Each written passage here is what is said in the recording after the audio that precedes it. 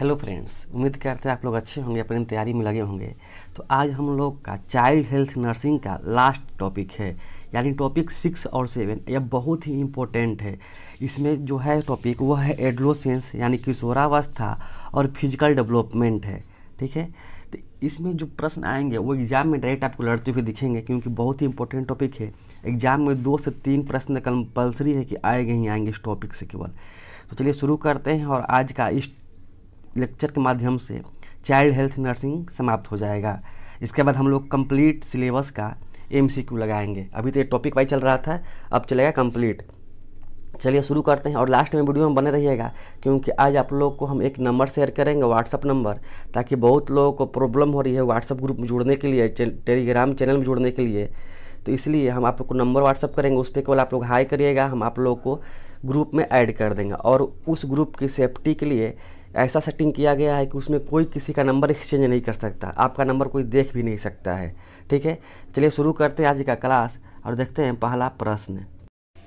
तो ये है पहला प्रश्न है, WHO के अनुसार किशोरावस्था की आयु सीमा क्या है? बताना है।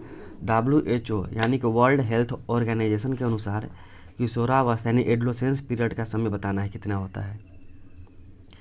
इसका राइट आंसर हो जाएगा 10 वर्ष से लेकर 19 वर्ष तक, यानी कि ऑप्शन ए हो जाएगा राइट आंसर, 10 से 19। सेकंड प्रश्न देखेंगे, वो है पीक हाइट वेलोसिटी लड़कियों के किस आयु पर होती है? तो इसका राइट आंसर हो जाएगा 12 वर्ष पे होती है। अब बताना है लड़कों का कितना पे होती है। लड़कों का पीक हाइट वेलोसिटी, तो लड़कों का होता है 14 ईयर्स, 14 साल। ठीक है, अगला प्रश्न देखेंगे, थर्ड नंबर प्रश्न है, हाइपोथैलेमस किस हार्मोन का स्राव करता है जो यौन आरंभ करता है? हाइपोथैलेमस, तो इसका सही जवाब हो जाएगा ऑप्शन ए GnRH हार्मोन। जैसे इसका फुल फॉर्म होता है गैनोट्रोपिन रिलीजिंग हार्मोन, याद रखेंगे, गैनोट्रोपिन रिलीजिंग हार्मोन। ये जो है मस्तिष्क एक हिस्सा से स्रावित होता है। अगला प्रश्न देखेंगे, फोर्थ नंबर प्रश्न है, लड़कियों के मासिक धर्म शुरू होने की औसत आयु क्या है? शुरू होने की पूछा है, औसत आयु क्या है? तो ये हो जाएगा 12 वर्ष से लेकर 13 वर्ष तक। अगला प्रश्न देखेंगे, फोर्थ नंबर है, मासिक धर्म के दौरान कौन सा हार्मोन उच्च स्तर पे होता है? बताना है। तो इसका राइट आंसर हो जाएगा FSH। FSH का मतलब क्या होता है? Follicle stimulating hormone. ये जो होता है पिट्यूटरी ग्लैंड के अग्रभाग से स्रावित होता है, याद रखेंगे, पिट्यूटरी ग्लैंड के अग्रभाग से होता है। अगला प्रश्न देखेंगे, 6 नंबर, लड़कियों में वसा प्रतिशत बढ़ने का मुख्य कारण है? बताएंगे। तो ये हो जाएगा, इसमें होता है एस्ट्रोजन के प्रभाव। पहले आप लोग आंसर दे लेंगे, इसके बाद मेरा आंसर देखेंगे, इसलिए आप लोग के लिए हम 2 सेकंड का टाइम दे रहे हैं। 7वां प्रश्न है, यौन की शुरुआत के लिए मस्तिष्क का कौन सा भाग जिम्मेवार है? बताना है।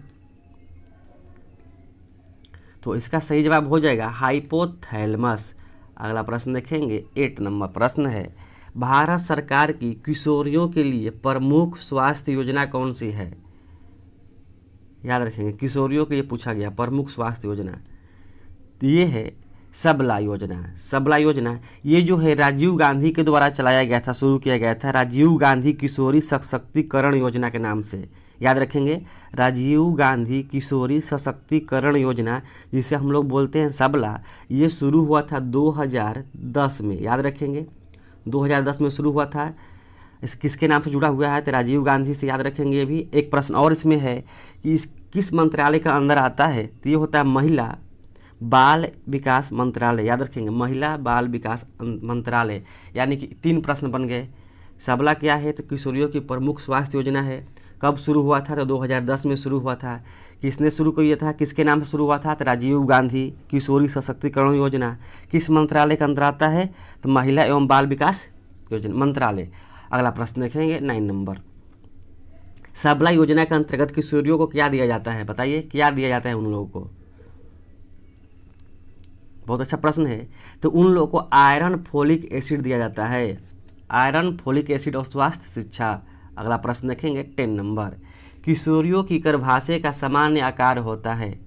बताना है, किशोरियों को पूछा गया है गर्भाशय का समान आकार क्या होता है। तो इसका राइट आंसर हो जाएगा ऑप्शन ए 5-3-2 यानी कि 5x3x2 सेंटीमीटर लंबाई चौड़ाई ऊंचाई होता है, इसे मोटाई बोलते हैं हम लोग। अगला प्रश्न देखेंगे 11 नंबर। इससे पहले जिनको मेरे चैनल से जुड़ने में प्रॉब्लम हो रही है, ग्रुप से जुड़ने में प्रॉब्लम हुई है, तो ये मेरा व्हाट्सअप नंबर है, आप इस पे मैसेज कर सकते हैं कि सर हमें ग्रुप में जोड़ दीजिए, तो हम आपको ग्रुप में जोड़ देंगे। और वहाँ पर इस चीज़ का खास ध्यान दिया गया है कि आपका नंबर कोई और देख नहीं सकता है ग्रुप में, ठीक है। वहाँ सबको हाइड किया गया है, आपका नंबर कोई नहीं देख सकता है। तो आप चाहते हैं तो हम मेरे चैनल से जुड़ सकते हैं, मेरे व्हाट्सअप चैनल से जुड़ सकते हैं, टेलीग्राम चलाते हैं तो वहाँ से भी जुड़ सकते हैं, पर इस नंबर पे आपको एक हाई लिख के भेजना होगा, ठीक है। चलिए नेक्स्ट प्रश्न देखते हैं 11 नंबर। किशोर अवस्था में त्वचा पर मुहासे किस हार्मोन के कारण होते हैं। बताना है कौन सा हार्मोन है। ये होता है प्रोजेस्टेरोन के कारण होते हैं। 12 नंबर प्रश्न देखेंगे। मासिक धर्म में अत्यधिक रक्तस्राव को क्या कहते हैं। बहुत ज़्यादा जो हो जाता है रक्तस्राव से क्या बोलते हैं। तो इसको बोलते हैं हम लोग मोनेरेजिया, याद रखेंगे मेनोरेजिया। अगला प्रश्न देखेंगे 30 नंबर। किशोरियों में प्राथमिक अमेनोरिया का सामान्य कारण है। इसका हो जाएगा क्रोमोसोमल विकार। अगला प्रश्न देखेंगे 14 नंबर। मासिक धर्म के दर्द को क्या कहते हैं। उस दर्द को क्या कहते हैं, तो उसे हम लोग बोलते हैं डिस्मेनेरिया।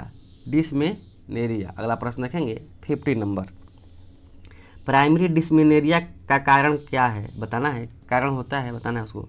प्राइमरी डिस्मेनेरिया, तीसरा जो कारण होता है वो होता है प्रोस्टोग्लैंडिन की अधिकता बढ़ जाती है, प्रोस्टोग्लैंडिन। अगला प्रश्न देखेंगे 60 नंबर। सेकेंडरी डिस्मेनेरिया का कारण है। अभी प्राइमरी देखे थे, आप देखेंगे सेकेंडरी डिस्मेनेरिया का कारण है। तो इसका कारण है एंडोमेट्रियोसिस। अगला प्रश्न देखेंगे 70 नंबर। मासिक धर्म में खून का औसत नुकसान कितने ml होता है। बताना है कितना ml तक होता है नुकसान औसतन पूछा गया है। तो ये होता है 40 से 80 ml होता है, चाहे 50 से 80, मान लीजिए 50 से 80 ml होता है ये। अगला प्रश्न देखेंगे 80 नंबर। PCOS में किस हार्मोन की मात्रा अधिक बढ़ जाती है। इसका राइट आंसर हो जाएगा एंड्रोजेन। बहुत अच्छा प्रश्न था। अगला प्रश्न देखेंगे 90 नंबर। किशोरियों में एनीमिया रोकथाम के लिए आयरन फोलिक एसिड कितने समय तक दिया जाता है। ये किशोरियों में पूछा गया, इस बात को ध्यान रखेंगे। तो उन लोगों के लिए जो दिया जाता है वो होता है 1 वर्ष तक। ऑप्शन सी हो जाएगा। अगला प्रश्न देखेंगे 20 नंबर। WHO के अनुसार किशोरियों के BMI मतलब बॉडी मास इंडेक्स 18.5 से कम होने पर क्या कहलाता है। वर्ल्ड हेल्थ ऑर्गेनाइजेशन के अनुसार बॉडी मास इंडेक्स जो है 18.5 से कम होने पर क्या कहलाता है, तो उसे हम लोग बोलते हैं कुपोषण। अगला प्रश्न देखेंगे 21 नंबर। मासिक धर्म के किस चरण में गर्भधारण की संभावना अधिक होती है। इसका राइट आंसर हो जाएगा ओवुलेशन। अगला प्रश्न देखेंगे 22 नंबर। एंड्रोमेट्रियम के झड़ने की प्रक्रिया किस हार्मोन की कमी से होती है। बहुत ही अच्छा प्रश्न है। तो इसका राइट आंसर हो जाएगा एस्ट्रोजेन और प्रोस्टोजेन। अगला प्रश्न देखेंगे 23 नंबर। किशोरियों के मासिक धर्म के दर्द को कम करने के लिए किस दवा का उपयोग किया जाता है। आपको दवा का नाम बताना है। वेरी इंपॉर्टेंट प्रश्न है, बताएंगे। तो इसको हम लोग बोलते हैं NSAIDs। ऑप्शन बी हो जाएगा। इसका मतलब क्या होता है जानेंगे। NSAIDs क्या है, तो इसका होता है non steroid anti inflammatory drugs. याद रखेंगे, N से नॉन, S से स्टेरॉयड, A से एंटी, I से इन्फ्लेमेटरी, D से ड्रग्स। ये होता है सूजन, दर्द और बुखार को कम करने के लिए। याद रखेंगे, सूजन, दर्द और बुखार को कम करने के लिए। अगला प्रश्न देखेंगे 24 नंबर। एंड्रोमेट्रियम का विकास किस हार्मोन से होता है? इस हार्मोन का नाम है ईस्ट्रोजन। ऑप्शन ए हो जाएगा। 25 नंबर प्रश्न है, मासिक धर्म के किस चरण में शरीर का तापमान थोड़ा बढ़ जाता है? तापमान बढ़ जाता है बताना है आपको। तो इसका सही जवाब हो जाएगा ल्यूटियल। ऑप्शन सी हो जाएगा। अगला प्रश्न देखेंगे हम लोग। 26 नंबर प्रश्न है, एंड्रोमेट्रियल स्राव की प्रक्रिया किस हार्मोन से होती है? बताना है किस हार्मोन से होती है। ये होता है प्रोजेस्टेरोन के। अगला प्रश्न देखेंगे। 27 नंबर प्रश्न है, मासिक धर्म चक्र में एलएच का उच्च स्तर कब होता है? तो ये होता है ओवुलेशन से पहले होता है, ओवुलेशन से पहले। 28 नंबर प्रश्न देखेंगे। प्रोजेस्टेरोन हार्मोन का स्रोत है, प्रोजेस्टेरोन हार्मोन का स्रोत है। ये भी अच्छा प्रश्न है। इसका सही जवाब हो जाएगा कॉर्पस लुटियम। अगला प्रश्न देखेंगे। 29 नंबर है, किशोरियों में मासिक धर्म चक्र की औसत लंबाई कितनी होती है? यानी कितने दिनों तक हो सकती है औसतन? तो इसका राइट आंसर हो जाएगा 21 से लेकर 35 दिन तक। 30 नंबर प्रश्न देखेंगे। ल्यूटियज फेज में अगर गर्भधारण हो जाए तो बताएंगे। ल्यूटियल फेज में अगर गर्भधारण हो जाए तो 4 ऑप्शन दिया है, इसमें से क्या होगा? तो इसका सही जवाब है प्रोजेस्टेरोन बढ़ता है। ऑप्शन ए हो जाएगा। ये है आप लोग के टेस्ट का क्वेश्चन है, मासिक धर्म के दौरान खेल कूद में भाग लेने से क्या होता है? 4 ऑप्शन दिया है, आप लोग कमेंट करके जरूर बताएंगे और इस नंबर का स्क्रीनशॉट ले लेंगे और आपको हमें मैसेज कर सकते हैं, हम आपको ग्रुप में ऐड कर देंगे ताकि आपको पीडीएफ प्रोवाइड हो जाए। और आप लोग को बहुत जल्दी एक खुशखबरी देने वाले हैं 20-21 तारीख के आसपास। ठीक है, तो वीडियो अच्छा लगा तो लाइक करें। आप लोग से शिकायत है कि आप लोग वीडियो को शेयर नहीं करते हैं, तो प्लीज़ 4-5 दोस्तों के साथ शेयर करें। धन्यवाद।